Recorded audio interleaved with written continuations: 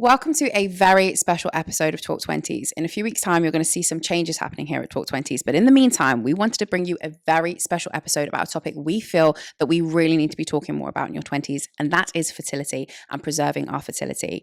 So today, we have a leading expert in the field of reproductive medicine. She's a consultant gynecologist and an IVF specialist at Bourn Hall Fertility Clinic.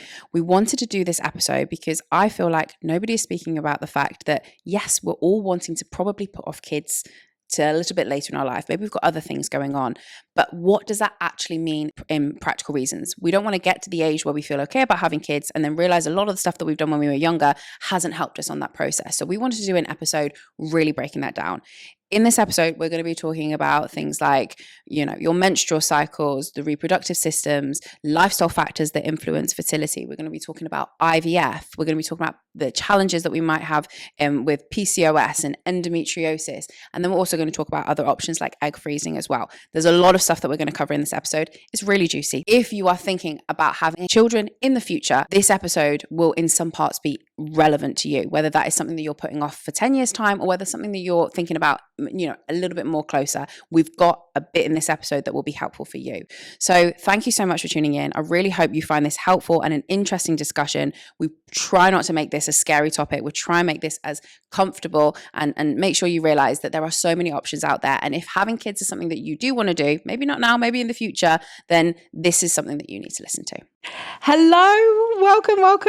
Hi, thank you so much for having me. We're delighted. As I said, this is a very special episode for us because we haven't done something like this on the podcast before. Mm-hmm. We've had chats with, different people who have been speaking about motherhood or fertility and stuff like that, but we haven't had an expert sit down and specifically talk to us about preserving our fertility in our 20s. Why is it something that you wanted to do to get started? It's something that I feel very passionate about. I'm all about empowering women and giving them the choice. They don't have to do this if they don't want to, but they have to be able to know that they have the option if they can. And so I think, like you mentioned in your introductory talk, it's the not knowing is the worst bit, because we see a lot of women come through the clinic in their late 30s, sometimes even early 40s, when they say, I wish I'd known this earlier, or is it too late to preserve my fertility now? And actually, if they had known this a little bit earlier, these are simple steps that we could talk about at an earlier age where actually things would look a little bit, we would be better in the future. I think why it's so prevalent that we're talking about it right now is it feels like there's a trend, and the statistics are backing this up, that people are waiting until later in their life to have kids. Maybe they're prioritizing careers. Maybe they don't feel like they're in a financial position to do so. Maybe they haven't met their partner yet. There's a multitude of reasons why people might be pushing back having kids. Would you agree with that? Like, is that what you're seeing? Absolutely. Yeah. That's absolutely right. Not too long ago, the whole sole purpose for women were just to get pregnant, right? To get married, to have babies, look after their family home. That's not the world we live in today. Thank God it's not the world we live in today. Absolutely. So times have moved on. We've moved on, and women are looking at building their career, and so they should. But because of that, they are putting off having a family, or they don't meet their partner so soon. And these are all very, very normal things. But unfortunately, fertility doesn't quite mix with that so well, because there is this elephant in the room about our ovaries and how well they function in our later years, which is when we're probably more settled to have children. So it's just something to try and bring those two together. It's like society and biology aren't quite aligned anymore. Like when society was the case, when, biologically it was like the prime time to have like kids. What is that age? In the 20s, for sure. Early to mid 20s or even late 20s. Just in your 20s, you have lots and lots of eggs. They're really healthy. You have regular cycles usually, so you don't have any of the hormonal disruption. And so you are much more fertile in your 20s. But that, of course, now women in their 20s are still in education. They're building their career. They haven't met their partner. So it's that prime time to have children, unfortunately, isn't always the time that women who have who are building their careers decide to have children. That's not obviously true for all for all women. Yeah. But it's an important topic for women to know. And of course, like we say, there will always be, this is there will always be people who are having kids younger. You know, some people still have them in their teens. Some people have their 40s. Like, we're not just saying that, you know, this is the prime time, like, you know, but we're talking about overall the stats. Overall, absolutely. And, you know, I'm very aware that I have just said that women who are generally looking to build their careers don't have children in their 20s. That is absolutely not true for everyone, me included. You know, I had my first child when I was 29, and I'm still a full-time doctor, and I was at that time. But I was, you know, my career or my path was a bit different, and I was able to accommodate that, and that's great, and that was lucky for me. I think that's a really important thing to note, because I also like have that maybe kind of preconceived notion that you are either focusing on kids or focusing on career. And actually, they're way more blurred than that. And actually, you can be focusing on your career and have kids. Like, there are so many ways that you can do that. Absolutely. And let's not like scaremonger people that it means giving up careers or giving up, you know, things like that, because I think that's also the world we live in nowadays. That's it. And you know, they're two very different topics, but with merging overlap between them. But yes, there are a group of women who need to focus on their career and for some reason or other can't have children because it doesn't help their career, or they haven't met their partner. But then there are lots of women like myself who are able to merge the two. And I think it's really important that that is always a possibility. Yeah. And if you can't, you know, if you don't want to delay having a child, but you are ready to have a child in your 20s, but you do want to build a career, then there are ways to try and merge the two, and you just need to try and find that support, talk to your employer, and work out how you can do the both together, because it's so important that women shouldn't have to be able to choose one or the other. Calling all freelancers, small business owners, and side hustlers, you need to know about Invoice Home, the newest sponsor of Talk Twenties. Invoice Home is a leading online invoicing platform designed to simplify billing and invoicing processes for small businesses, freelancers, and entrepreneurs. Creating and sending professional-looking invoices at home or on the go has never been easier, as you can access your account from any device via their website or app. They offer a free and unlimited plan to suit everyone's needs, so try it today. Visit invoicehome.com to get started. The other thing that I think is really important to mention is that, like, I've listened to a few podcasts on fertility. I'm not naming names, but there are some big podcasts out there that have some big episodes on fertility. And I'm not going to lie, I finished listening to it and felt panicked. Scared. Yeah. Very much panic. I was like, oh my God. And I started stressing. I was like, I need to go and get fertility tested. I need to go and do all of this. And it like, I listened to it in the morning and it completely ruined my day. That is not an over exaggeration. It ruined my day because of the way that I think it was delivered, and just, it really stressed me out.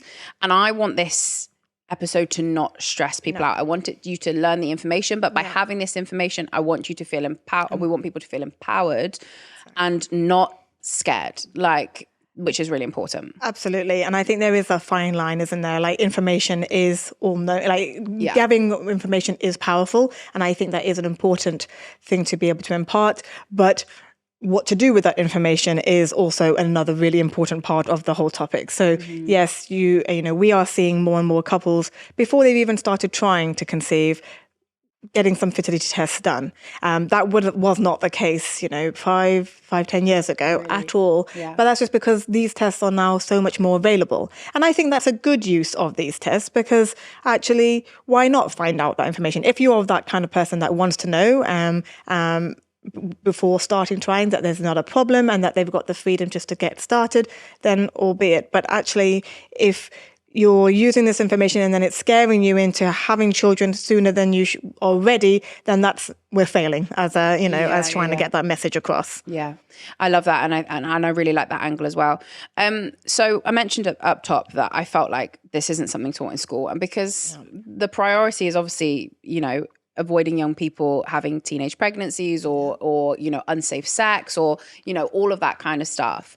Is there any other reason why you think that we might not be taught about fertility in schools? I really do think that's the main reason. I think, and that's such an important topic. No one needs an increase in unwanted teen pregnancies. That's definitely not where we're going with. And I think so that's what, in the teen years during school, the biggest topic is safe sex, how to do safe sex and to avoid unwanted pregnancy. And that message should absolutely stay.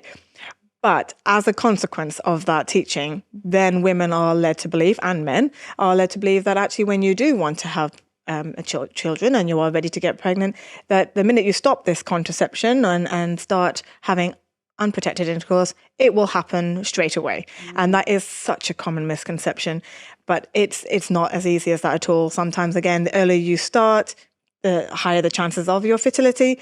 But even being on contraception for many years takes a while for that to wear off your body, and it takes a little while for ovulation to get started again and for you to conceive. So these are really important things I think should also be mentioned at the same time, that it's not as straightforward as flicking a switch. Mm-hmm. And I guess if we're taking it back to the basics, if you could give us a very brief explanation of the menstrual cycle and how that has an impact on, obviously, when we start taking contraception and how that has an impact. And then obviously what is then, because we have to think about like the menstrual cycle differently depending on whether we're trying to prevent pregnancy or whether we're trying to get pregnant. Can you explain it from those two angles? Yeah, apparently, yeah, absolutely. So the menstrual cycle is a very, it's a complicated pathway of lots of different hormones that are being sent from your brain down to your reproductive organs to make sure that it's regulated and that you are releasing the hormones as you should be, picking and growing an egg properly, and then that egg will be ovulated and hopefully maybe meeting sperm. So that is how the menstrual cycle works. If it doesn't meet sperm, an embryo doesn't create, then the shedding of the lining happens and you get your period. Yeah. So that's what happens naturally. Contraceptive pills, like the combined oral contraceptive pill, that works by basically shutting your hormones down. So it stabilizes those hormones so that those processes don't occur. And so it's a very effective form of contraception. You have it for 3 weeks, and then when you stop, you have a week's break and you have your period. So it makes it hard to get pregnant because it gets in the way of ovulation. You don't release an egg, there's no embryo can be formed.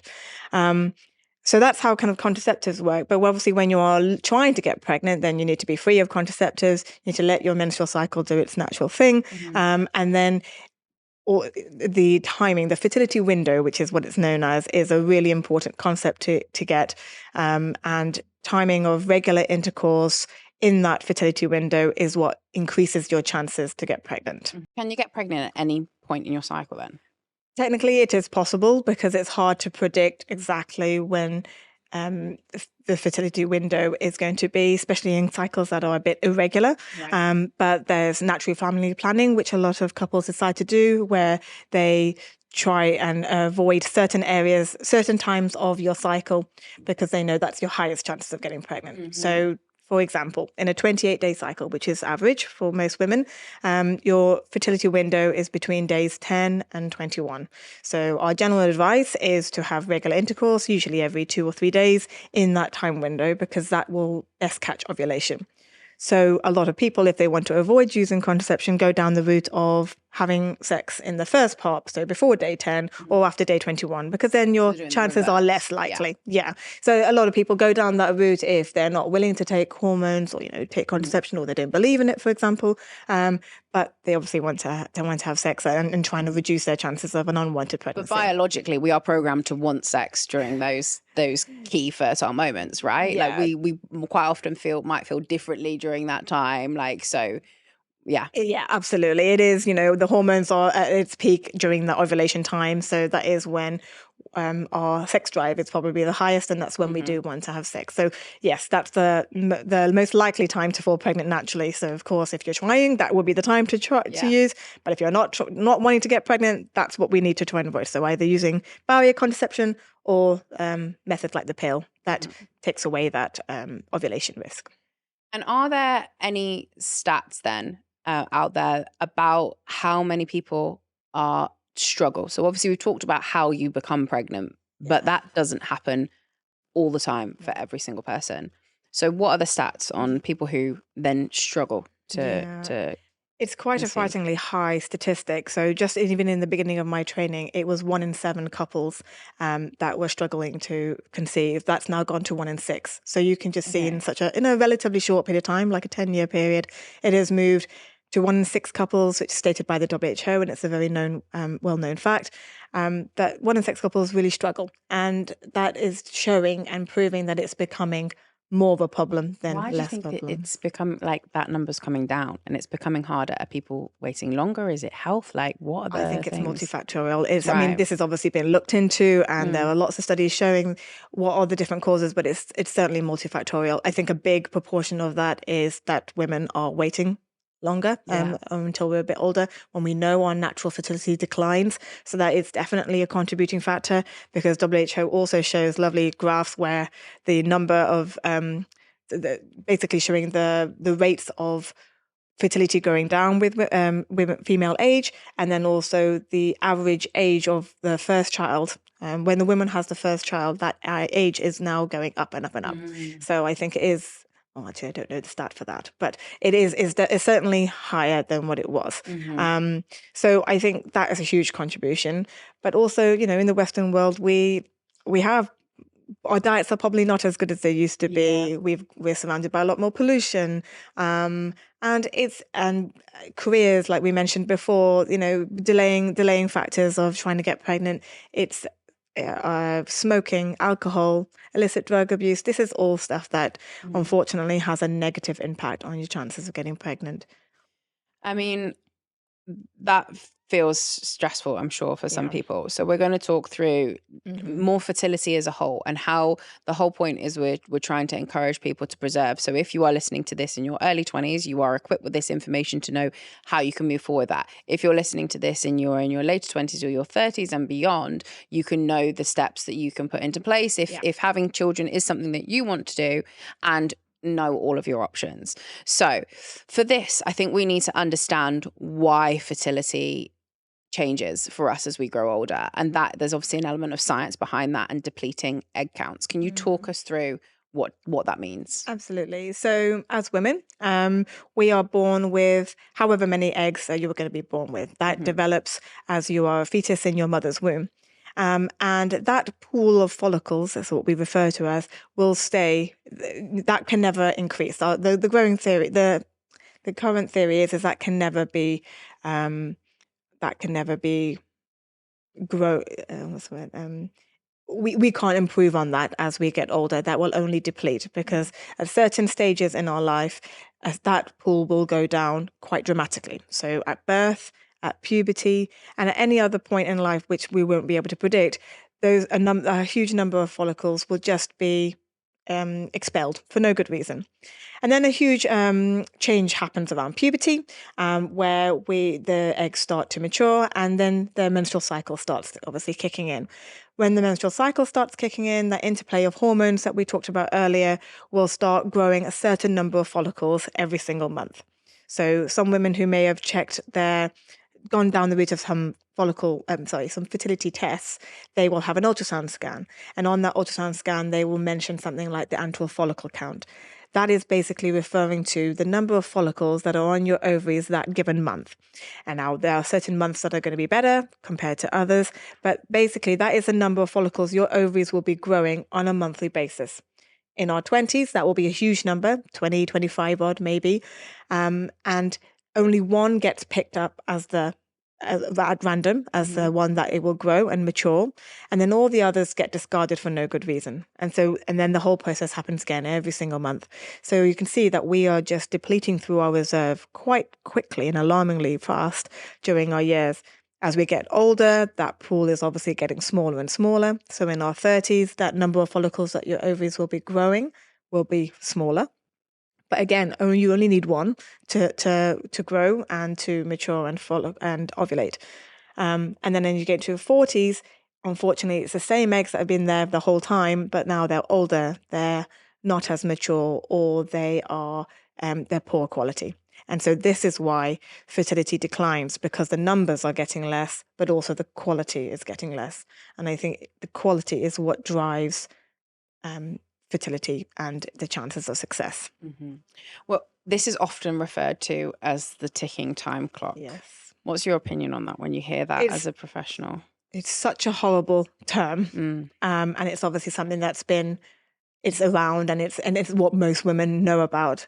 But unfortunately, it's true. It's there because it's the science behind it is technically true. And this is what we were talking about earlier about the science and the way that we are wanting to live and work as women now, they're just not marrying up with each other, because whilst we feel younger when we're older and we're doing all these amazing things, the ovaries are getting older, and there's no stopping that fact. So the ovaries are getting older, the eggs are getting older, and therefore, and the numbers are getting less.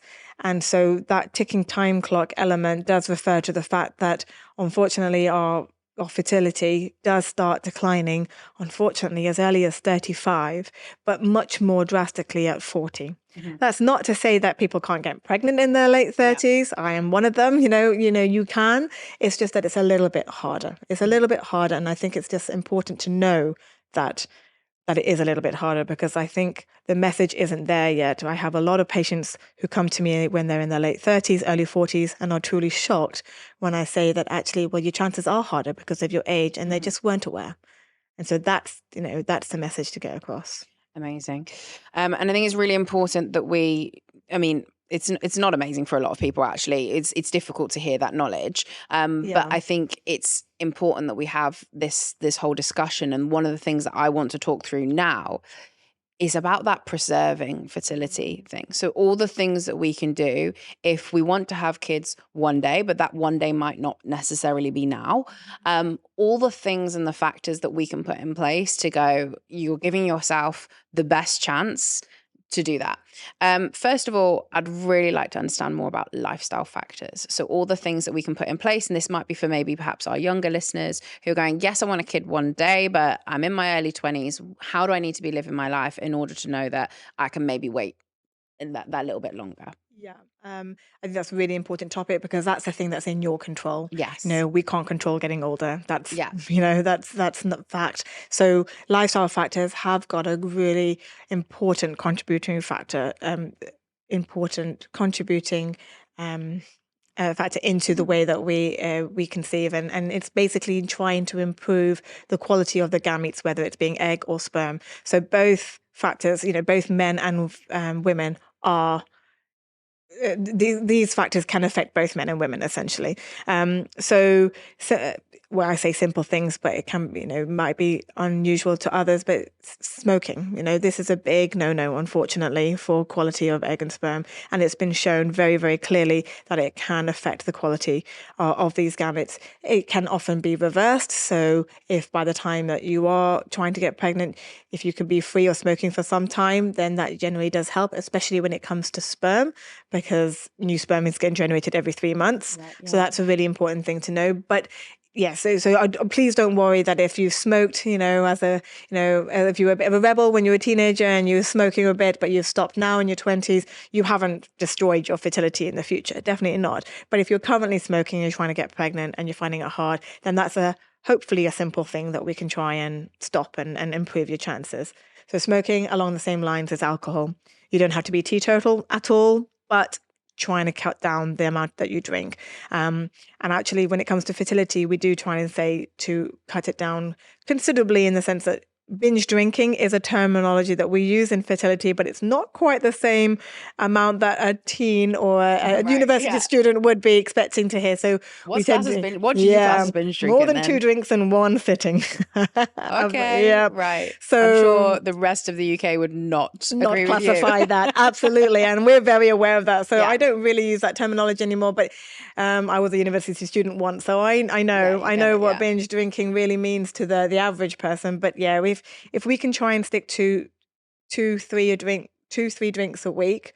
Technically we say 2-3 drinks a week for a man, 1 to 2 drinks a week for a woman, but on separate occasions rather than on the same evening. So a nice glass of wine, a couple of times a week is okay. Yeah, it's okay. But to try and avoid a night where you really are drinking quite a lot in one evening. Or a lot of people say, I don't really drink in the week, but I save it for the weekend. Save it for the weekend, okay. Absolutely. So that is something that, whilst it's very natural to do when you're not trying to get pregnant, but when you are trying to get pregnant, this is something that you can try and avoid. I often think when young people are thinking about probably binge drinking or whatever their thing is of choice that they choose to kind of party, we think about the effects of the hangover the next day. Yeah. We don't perhaps maybe think about the effect it will have on things like long-term health and fertility, because we're like, it's just a one-off. I don't do this often, or it's only like once a month, but we don't think of that might having effect later down the line? Because honestly, that sounds terrifying. Yeah. But it's also at the same time, I want to make sure that you can live and party like that if you're not trying to get pregnant, because actually these effects can be reversed. When you stop introducing those stresses into your life, then the quality of those gametes are better. So yeah, it's just trying to avoid getting into a habit where you can't stop it, I guess. I think that's the most important thing to say. Is it's just that when you are trying to get pregnant, it's really important that you're free of that kind of behavior for a few months leading up into the time of you trying to get pregnant. Illicit substances goes without saying, it's a big, it can really affect not just directly your quality of your gametes, but also just you and your general health and the way that you behave. And so that these are things to avoid. And then really it's just about well-balanced meals, good dietary intake, avoiding really high sugary foods, like fatty foods, and keeping your BMI, if you can, within 19 to 30 kind of range. So being underweight, very underweight is also really quite poor in terms of your fertility. Your natural body mechanism is to shut down, and the menstrual cycle is one of the first things to stop when you're very underweight, because actually your body's saying you're not fit for pregnancy right now. You're not, unless you are very naturally blessed and slim, and that's what you naturally are, and you are having regular periods, then you're probably okay. But if you're one of those who are really trying to keep your BMI down by excessively exercising or not eating, and you're artificially trying to keep your BMI quite low, then you will notice that your menstrual cycle will be irregular, and that's your body saying, no, this is not healthy. We need it to be a little bit higher than this. And then similarly, your BMI being higher than 30, again, you can have hormone irregularities, gets in the way of ovulation, makes it harder to get pregnant. And if you do, the egg quality might not be as good, and you have a higher risk of a miscarriage as well. And that's a very well-known fact. So it's trying to keep your BMI within that kind of range. So are regular periods then a sign of good fertility? Yeah, that is definitely a good thing to ensure that you are hopefully releasing an egg. You are growing eggs, you're releasing them, and your menstrual cycle should be functioning as it should be. So if you're having regular cycles, regular in gynecology land is around 26 to 28 days. But even, women with slightly lower or shorter or longer periods than that, as long as it's regular, probably be okay. But anything less than 25 days, more than 35-day cycles means that it's not quite as effective as it could be. And this is something that you might want to investigate a bit further. And safe sex as well. If you contract an STI, does that have an impact on your fertility? Can do. Okay. And I think this is really, and this goes back to the safe sex and kind of like lesson and importance, because actually that is definitely not something that they talk about in school, but which is a shame, because that corresponds with what they're trying to say in terms of practicing safe sex.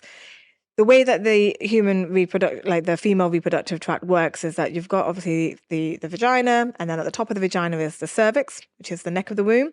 And then it's your uterus, and then connected to that are your tubes. And when you contract a sexually transmitted infection, especially if you aren't aware of it or you delay treating it, then that infection can potentially ascend up into that genital tract, go through the uterus, and affect the tubes.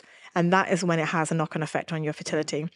The fallopian tubes is such a vital part of you trying to get pregnant, because this is where the magic happens, I like to say. Egg and sperm meet there, it makes it, the embryo is created, and then it spends 5 days bobbing along that tube until it's ready to implant in that uterus. Yeah, I like that term too. It makes it a bit more fun. But yeah, it's just, so it's a huge part of the system, because that's the connecting bit between the ovary and the uterus. And that is actually, it works by, if you think about the nose, the hairs that you have in your nose, the same hairs actually are in those tubes.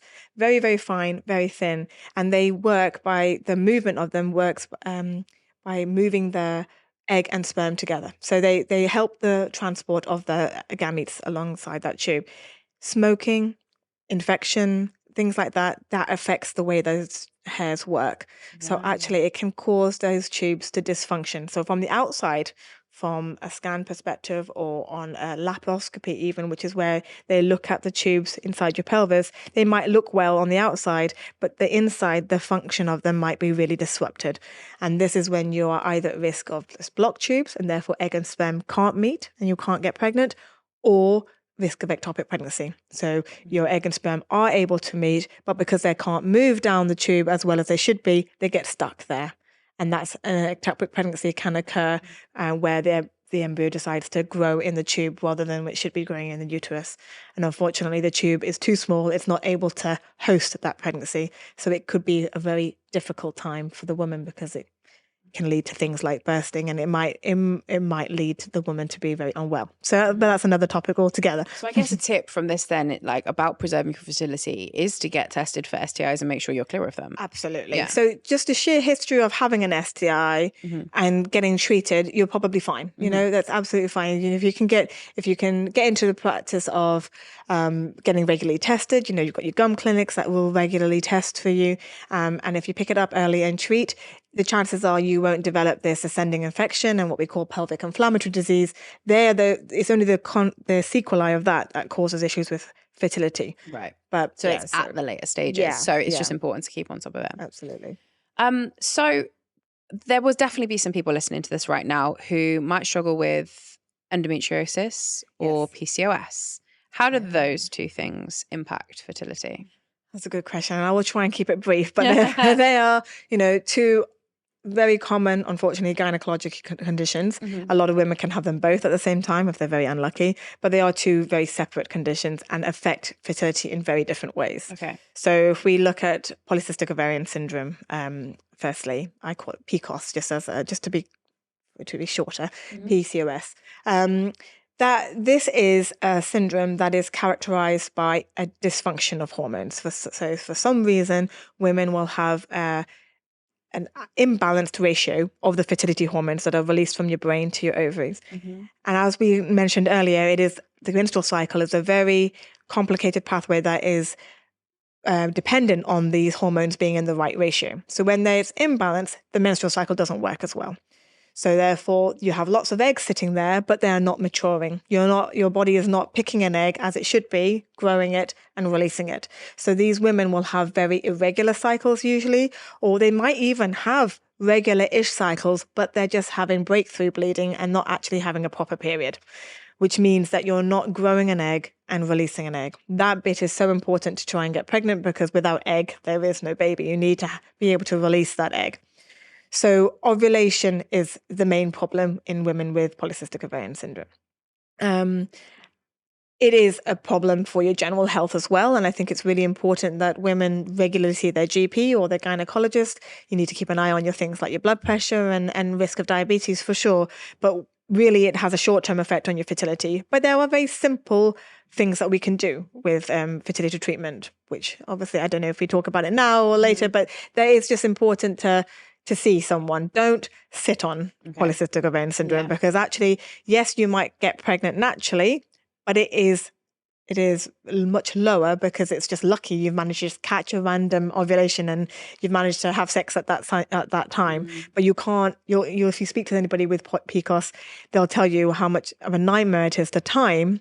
You know what I said earlier about the days 10 to 21. That just doesn't exist for women with PCOS. Right, so that's really hard to time. So we can give you medications to help ovulate. We can do IVF to take over that cycle. So there are fertility treatments out there that can help women with PCOS, but it is just important to try and explore that early, especially if you know that you have PCOS and you haven't started trying yet.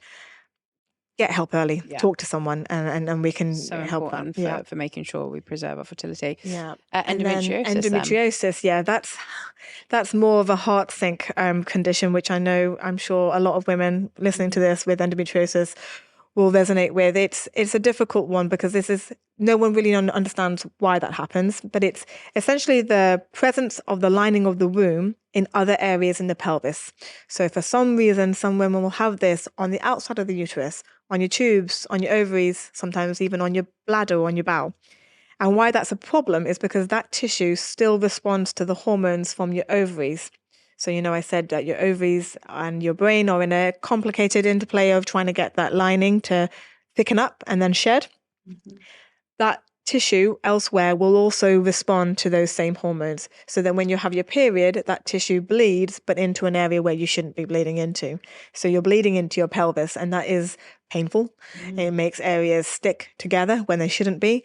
And so its sheer presence of endometriosis has shown to have a negative effect on your fertility, but also it changes and distorts your anatomy. So it can affect your tubes and it can block them. So that's a common reason why people struggle to get pregnant when they've got endometriosis. If you have this tissue on your ovaries, you develop these type of special type of cysts called endometriomas. That changes the way your ovaries function. You might not release an egg so easily, or the quality of the eggs are poorer. So it can affect your fertility. So this is a bit more of why I say a heart sink one, because there's not such a good treatment for endometriosis. The treatment for it is essentially contraception. It's trying to put your hormones to rest so that you don't have this issues with bleeding. So a lot of women are offered the Mirena coil or the contraceptive pill to try and keep their quality of life better by reducing their pain. But of course, that's completely contradictory to you trying to get pregnant.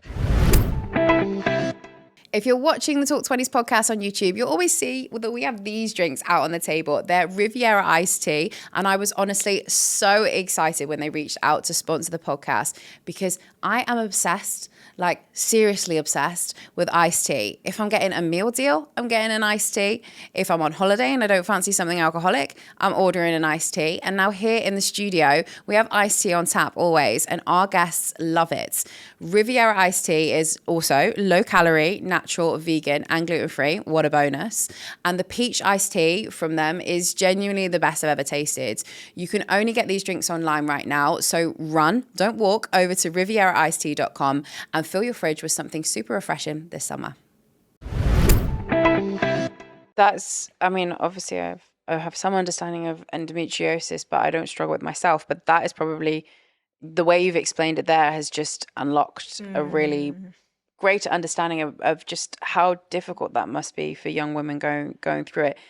Are we seeing more people being diagnosed with PCOS and endometriosis? Is it becoming more common, or is it just more spoken about? I think it's just more spoken about. Right. And it probably is becoming more common, maybe just because of the way that people are presenting earlier rather than just putting up with it, which is what it should be. But endometriosis in particular is a difficult one to diagnose, and I'm sure the women out there will be saying how long it took for an official diagnosis to come out, because it's so vague. The symptoms can be so vague. Your pelvic organs, your reproductive pelvic organs, are very close to your bladder and your bowel, and your symptoms can be masked by foods, and so it can be put down to other problems like bowel problems or stress. And so the formal diagnosis might not be made for quite some time. And that, obviously, the women are suffering in that time frame. And so I know there's a whole group, there's a whole society to empower women with endometriosis to seek information early, to treat and manage it. Like I said, there are investigative methods like MRIs and surgery, but obviously it's quite invasive, and these are things that can be done to try and help.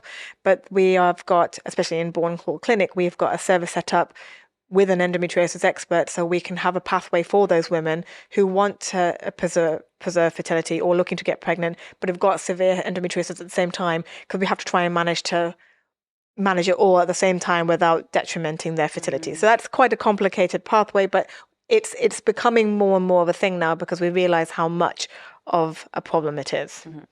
Now, I feel like some parts of this podcast have been difficult to listen to. So can we have a little positive segment here? Yeah, absolutely. Are you still seeing people with PCOS and endometriosis have babies? Absolutely. Okay. Absolutely. And I think that's really important.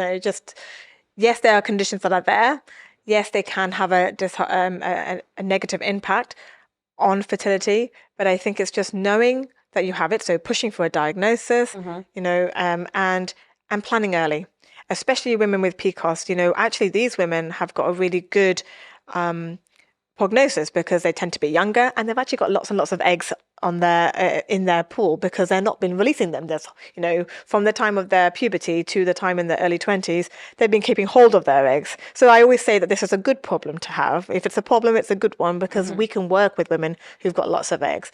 Yes, they might need a little bit of help with fertility. So natural conception is harder, but this is why fertility specialists are here, because we're here with different treatment options to kind of help you. So yes, yeah.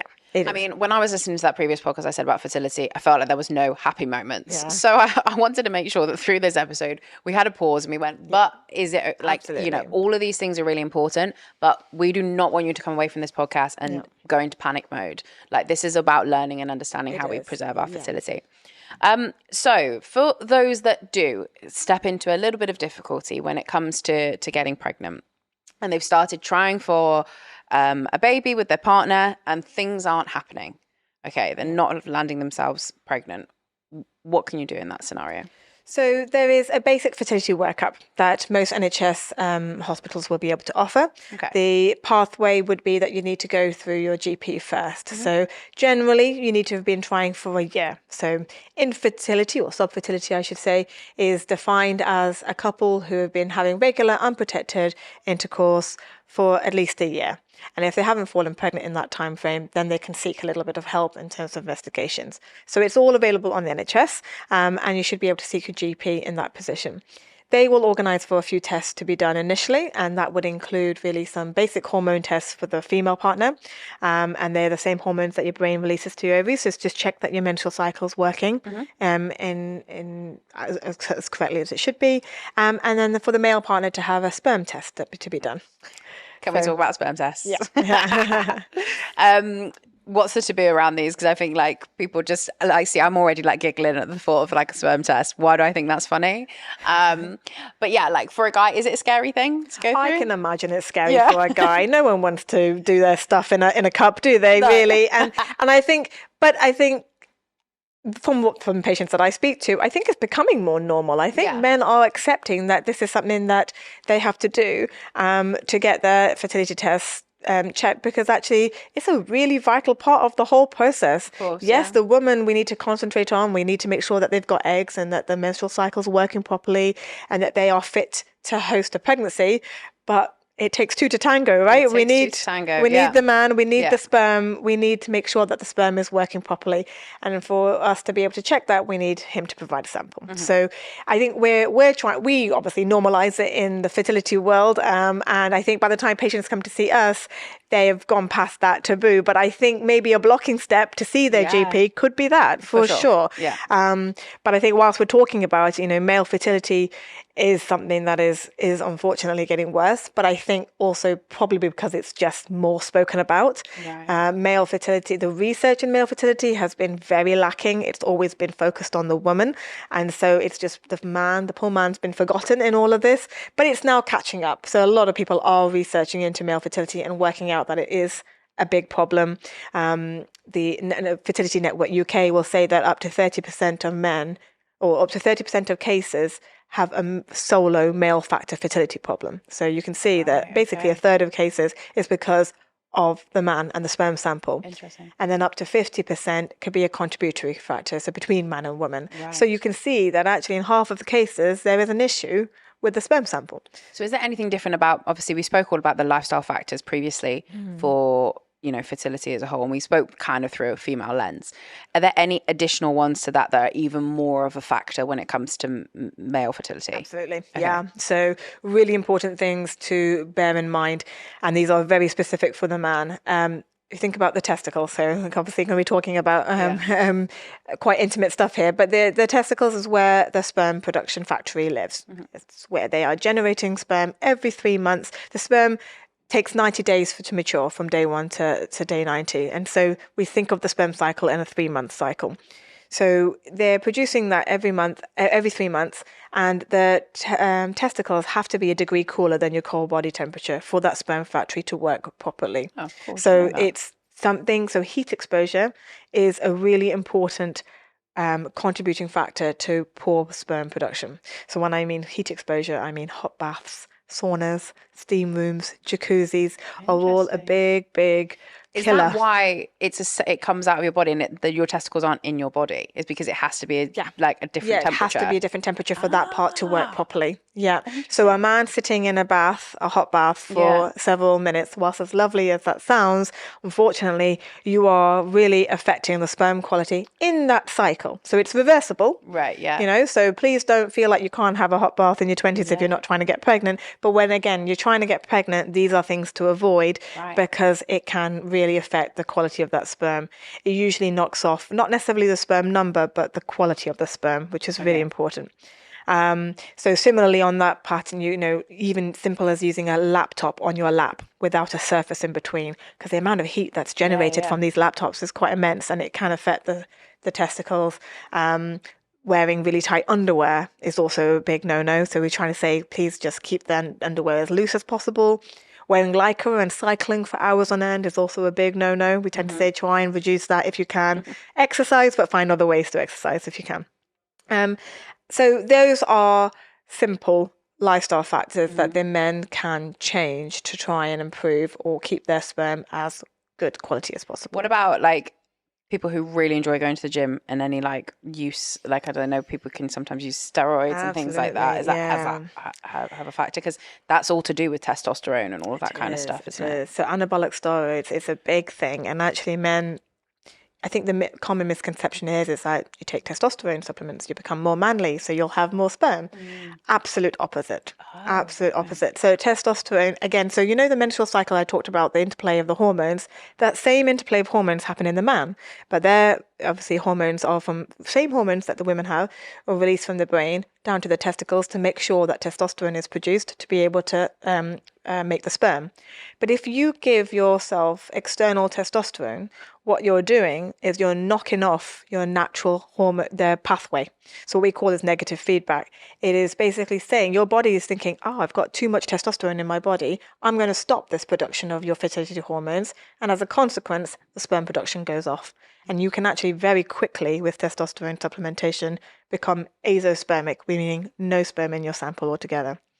Again, something that can be reversible, but can take a fair few months to reverse. Because if you think about completely shutting off your axis, it doesn't just spring back. Like if you've been on the pill for many, many years, it can actually take 12 to 18 months sometimes for your menstrual cycles to regulate properly. Same thing for sperm. If you've been on steroids or if you've been on testosterone supplementation, you've got to know that really can affect your sperm quality at that time. There are some clinics that can try and do it safely and try and give you medications alongside it to protect that pathway.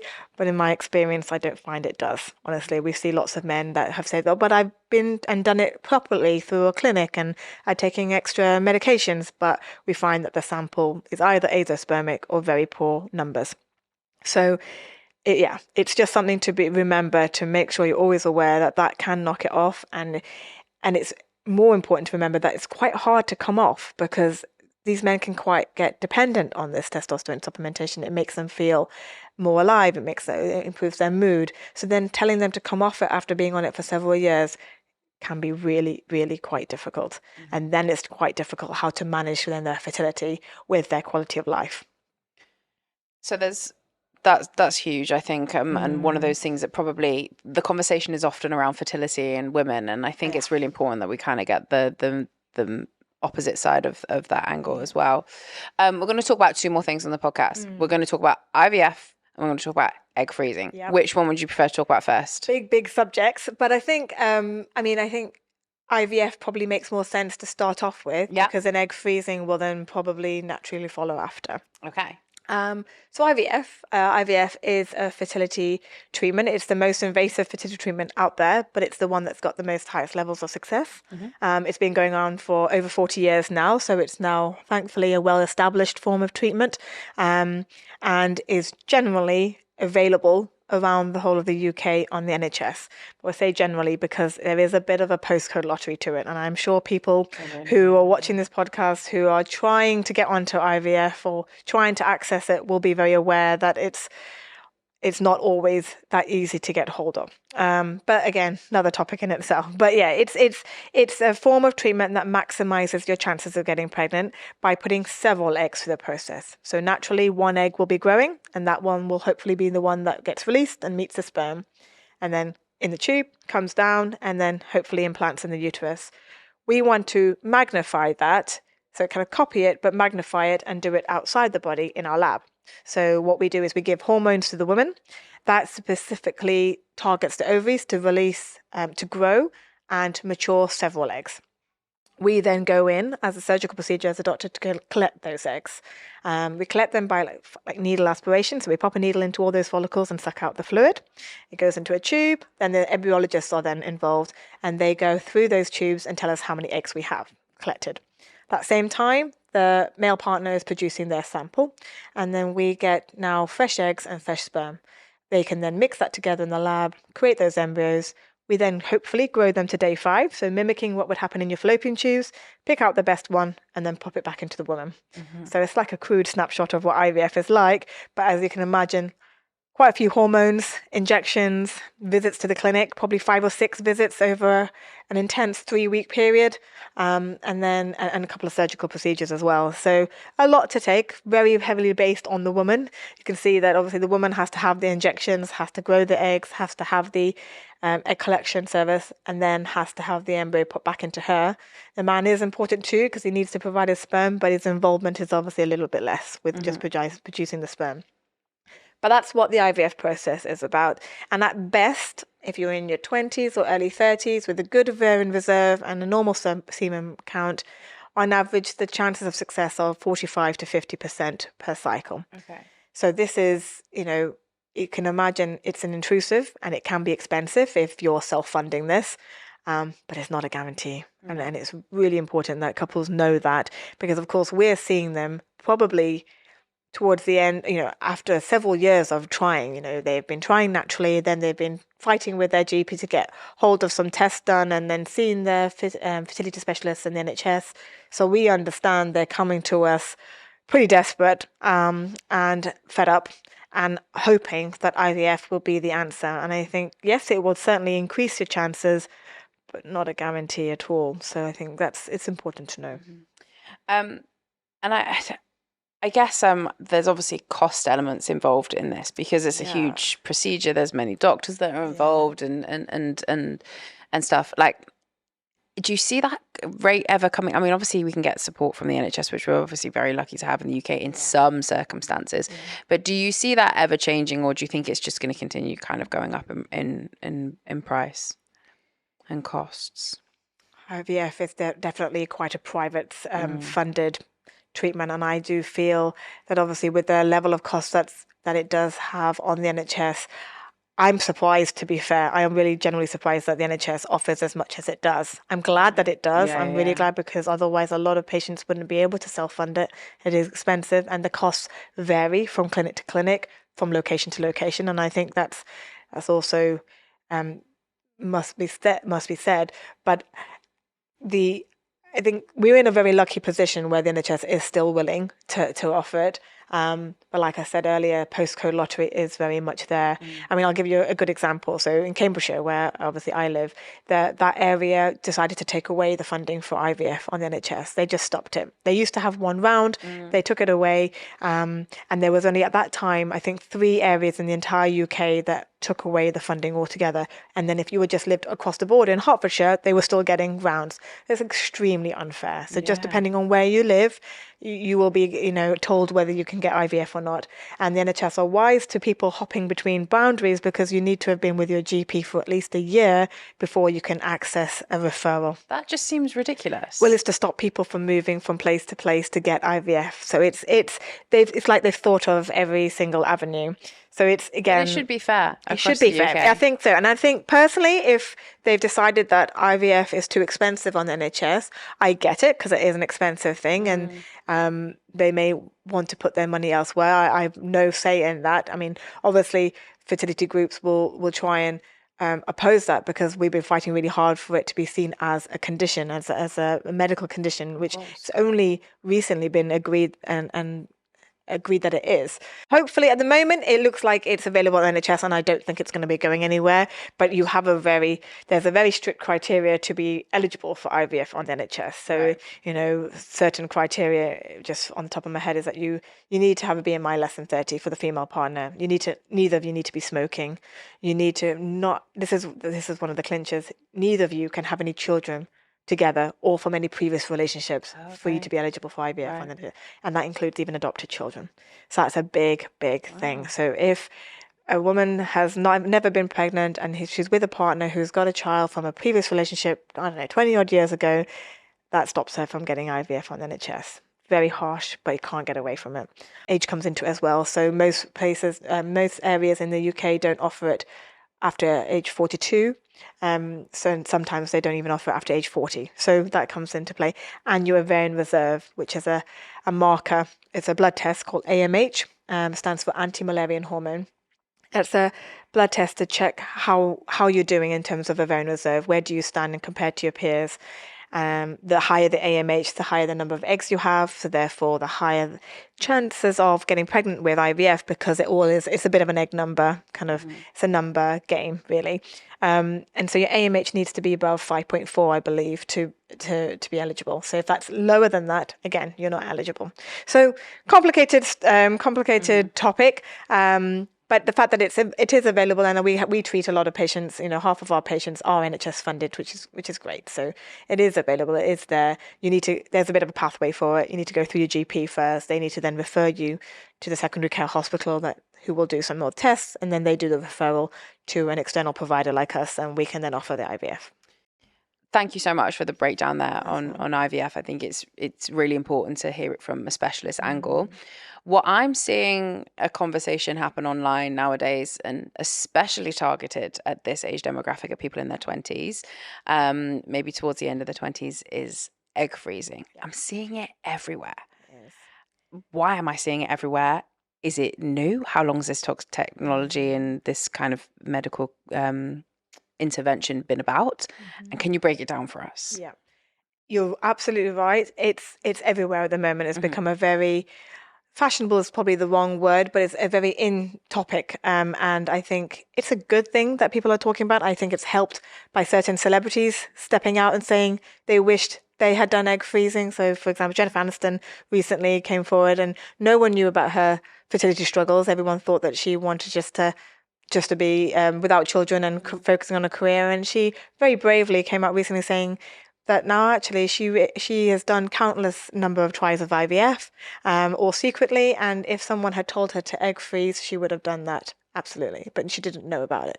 So I think, and various other celebrities have said certain things. So is that the case because it's relatively new? Or has it been around for a long time? It's not new. It's been around. Okay. It's essentially the IVF process, but we just stop halfway. Right. So that's why I want to talk about IVF first, because actually it's the giving of the hormones to the woman to grow and mature lots of eggs. And then we go in and collect those eggs. But then instead of making them embryos with the sperm, we just stop there. Yeah. We stop there, we freeze the eggs. So, and then we can hopefully thaw them out at a later time if and when she decides to use them to get pregnant. So the concept is not a new one at all in respect to IVF. Obviously, IVF is only 40 years old. Egg freezing was never a thing 40 years ago. Women didn't think to freeze their eggs. So it is relatively new. It's newer than IVF, but it has been, around for some time. But I have to say that when it started being a thing, it was a very taboo subject. Very taboo. And I think it still is to this day, because I think there's lots of mixed messages about it. And I think this is just the complications of being a woman in this day and age now of, why don't you want to have children now? Why are you putting your career first? Why haven't you found someone? And it's just playing on so many different angles. And I think this is just adding another potential complication. But I don't want it to be seen as a complication. I'm massively pro egg freezing because I think it should be given as a choice and as an option, so that a woman is aware that that is a possibility to do in their 20s or early 30s, ideally, so that they can, just in case if they decide that actually now's not the time for me to have children. But the problem with this biological clock thing is that at 40 they may be ready, but your eggs are not as good quality as they were in their 20s, and so it will be harder. We know the IVF chances are halved from 45% to 20% when you're 40 and above. And your chances of natural conception are also much more reduced purely because of age. So if there's a way you can try and combat that age factor, egg freezing is the way forward. It is not a guarantee. It's not an insurance. It's not something that they should think of as a backup plan necessarily, but I think it should be seen as an alternative option. They may never need to use these eggs, and fine, great. It may be some time and effort wasted, but actually if they do need to use it, then it massively increases your chances of conception. And I think that's important to know, because a relatively simple procedure can be done in their 20s, harvest quite a few eggs, have them frozen, come back, and then it may be that they find a partner 5 years later and natural conception's on the cards. Great. But if it's not, then they've got something that they can use to improve their chances. In terms of egg freezing, then it's not as readily available on the NHS. Is it more for people with health? It's only available in fertility preservation cases, in situations when they might be considered, they're going to have some treatment that causes them infertile. So, for example, in cancer cases. In women who unfortunately have been diagnosed with some kind of cancer and they need to have chemotherapy, and chemotherapy agents we know can really affect the quality of the eggs, really affects the ovarian function. So before that, they can be rushed through having fertility preservation with egg freezing.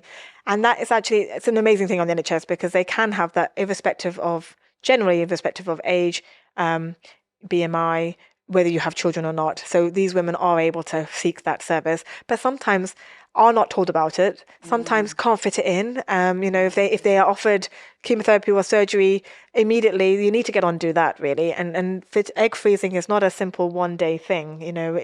It's about 3 weeks worth of treatment that you need to try and fit in somehow. So that's, again, another topic, but it is something that is available on the NHS.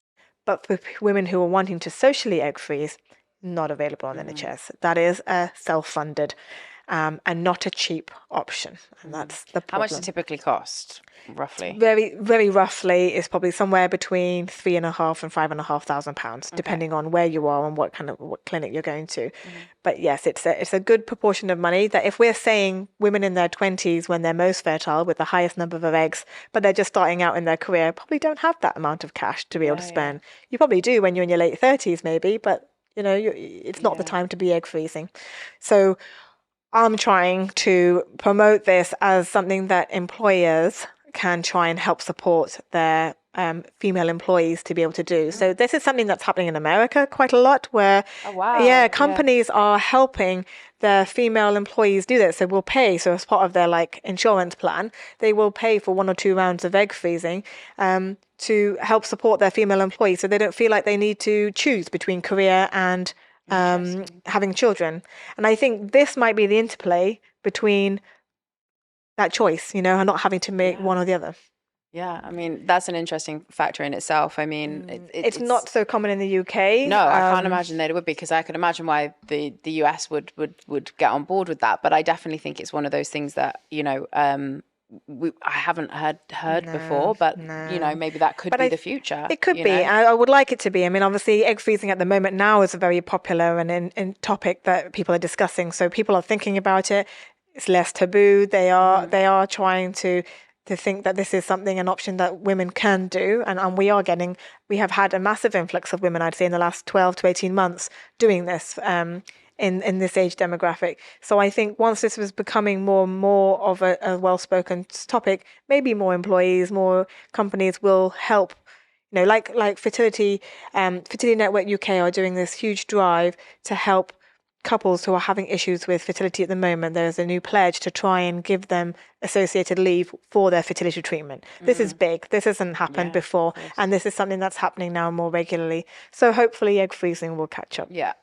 Well, I think if we're moving in the direction as a society that people are leaving it later in life, perhaps it will just become far more common if this helps, obviously, people conceive at a later date. I want to ask a really interesting question. Obviously, you've worked in the NHS in the past, but now you work in a private facility.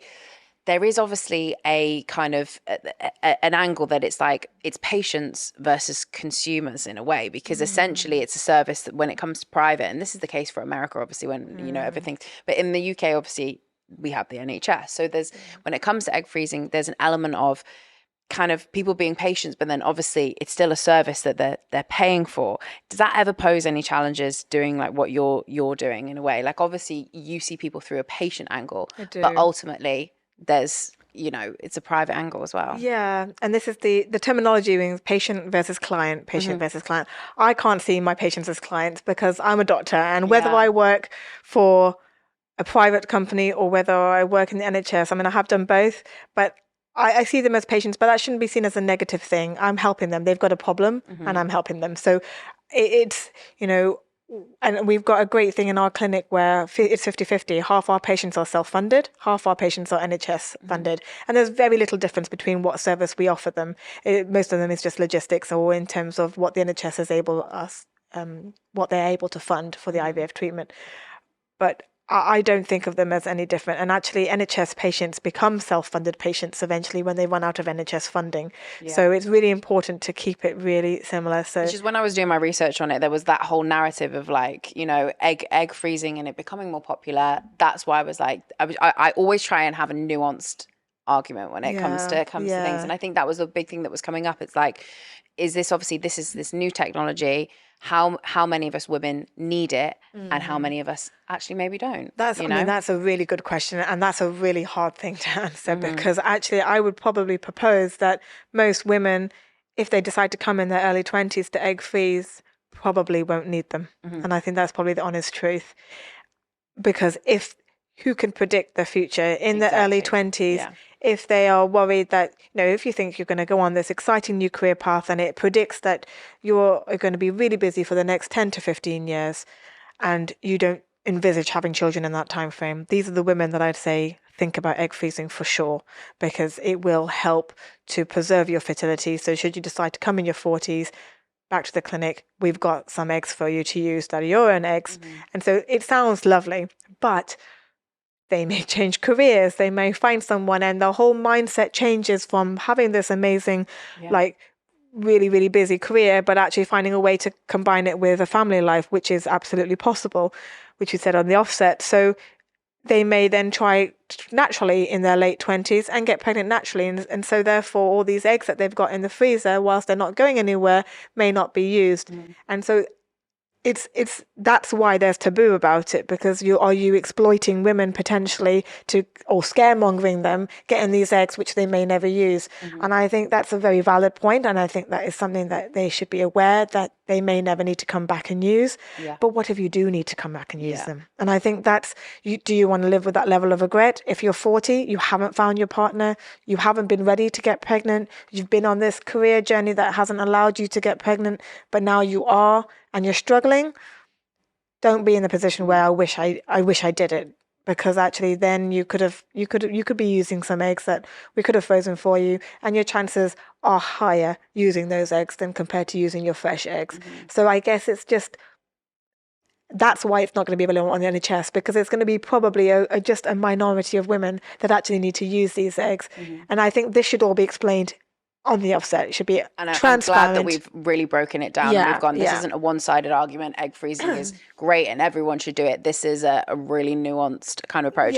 The other thing that we haven't mentioned is donating eggs. So obviously if a woman does choose to freeze her eggs when she is in her early 20s and doesn't end up using them, does she have the option to donate? There is the option, although there are slight boundaries to that, because to be able to donation of eggs and sperm is a big topic as well as also, but there's a lot of red tape to be able to donate your eggs. So if you've gone through the egg freezing process and you have gone through a specific set of bloods to be able to say that you can donate, then yes, you're able to donate. But sometimes there's red tape to be able to donate. You need to have gone through a screening criteria for certain at the time of donation. And I think that's also important to know. Then that often isn't discussed or done because you're not looking to donate at that point. Sharlene, thank you so much. That's This has okay. really been a 101 in fertility. I feel Yeah. like my brain has got so much bigger with all this knowledge I now know about fertility. I feel very equipped. And I personally feel less scared Good. about fertility. And I hope and pray, because I really didn't want this to be like a scary episode to listen to. Hopefully, no matter where you are at, you feel empowered to know that if having children and going through the fertility process is something that you want to do, you should hopefully walk away with this better equipped. That was our whole goal from this episode. Absolutely. I wanted to dive in just before we finish the episode to talk a little bit more about Bourn Hall. We were chatting before when we were having our coffee beforehand that about the history of Bourn Hall, which I didn't really realize until today. You started explaining a little bit more. There's a new Netflix show coming out, kind of based on the origins of this. Explain the bit of the backstory on Bourn Hall, because I think it's really important to include. Absolutely. We're very proud at Bourn Hall to be the clinic where it all kind of started, and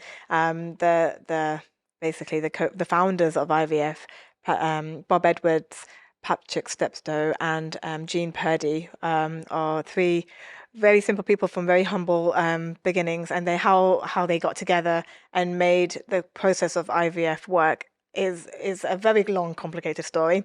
They did this amongst a lot of controversy, and it was years and years of research and work before they even got to the point of having that first baby, which we know is Louise Brown, who turned 40 a couple of years ago. So what year was she born? So she was born in 1978. Wow. So she's the first IVF baby. And then shortly after, a baby boy called Alistair was born. And after those two births, as you can imagine, it all kicked off. And, yes, some people were amazed that this was possible, but then there were lots of controversies about, playing God and how this is not natural and this is an abomination. And there's loads of newspaper clippings of this. So they realized that they wanted to continue this amazing work because they were helping couples, but they needed to do this in a more of a secluded place.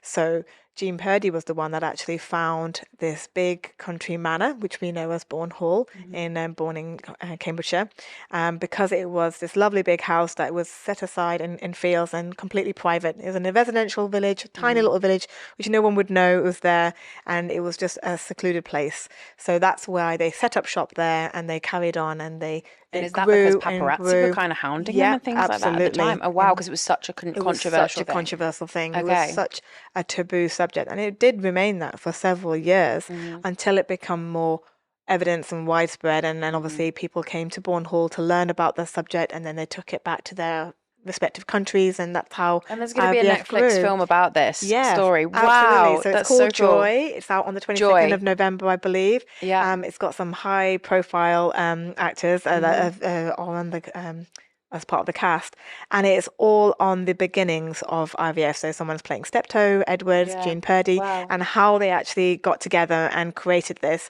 So it's actually all the bits before Bourn Hall was started. But we have scientists that work with us still that used to work with the pioneering three. Wow. So she was in contact with them about giving them information about it. So we at Bourn Hall are very excited about this because it just brings it all into place as to why we do this, why we work for this clinic, and why we're trying to help our women, because it was amazing what they did 40 odd years ago. And if someone is listening to this episode and they are perhaps struggling to conceive and they really do want a family, and they specifically want to get in touch with you, can they do that? Absolutely. Okay. Yes, they can. So we mentioned a little bit earlier about how they can go through the GP and have these treatments. But actually, in the day of the world with private sector and how easily these tests are available, you can do this. You can go straight to the clinic. So if you come to Bourn Hall, we've got different packages. You can do a simple fertility health wellbeing check where the female partner, the male partner, or a single sex couple come in and just have fertility tests done just to check. So things like your ovarian reserve, your ultrasound scan test, and a semen sample. And these can be done, and you'll have a report, and you'll have a doctor talk through your results. So it's something very simple. You can just contact. That's the starting point. That's the starting point, essentially. It kind of gets you in through the door. You speak to patient services, and that would be available if you just wanted to know what was going on and where you stand in terms of fertility. But if you wanted to take a step further and think about potential treatment, then we've got other packages where you can contact the clinic and have load these tests done, and then have an hour-long consultation with one of us doctors to go through your medical history, what your test results show, come up with different treatment options, and then make a plan so you can step in. Well, it's kind of bringing me a lot of joy, and I use that word because obviously we're talking about Netflix thing. It's bringing me a lot of joy to think that maybe from this podcast episode, a lot of babies will be made. I hope I know it's a weird thing to say, but obviously we hope that that many more generations will be built from this knowledge.